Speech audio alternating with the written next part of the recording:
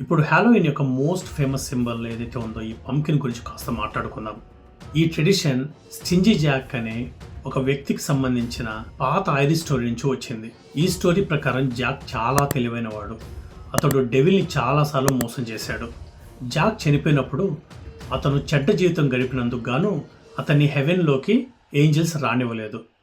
అలాగే డెవిల్ కూడా అతని ఆత్మను తీసుకెళ్లాలని మాట నిలబెట్టుకున్నాడు. దీంతో జాక్ ఎప్పటికీ చీకట్లోనే నడవాల్సి వచ్చింది. డెవిల్ ఒక జోక్గా అతని మీద ఒక మండుతున్న బొగ్గు ముక్కను విసిరి దీన్ని తీసుకెళ్ళు అన్నాడు.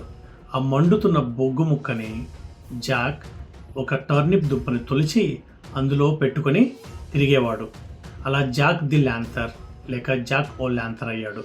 ఐరిష్ ప్రజలు అలా తిరుగుతున్న జాక్ని తరిమి కొట్టడానికి టర్నిప్ల మీద భయంకరమైన ఫేసెస్ చెక్కేవాళ్ళు.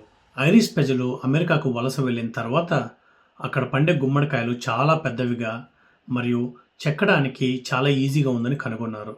అలా ఈ ట్రెడిషన్లో టర్నిప్ల స్థానంలో గుమ్మడికాయలు కొత్త సింబల్గా మారింది.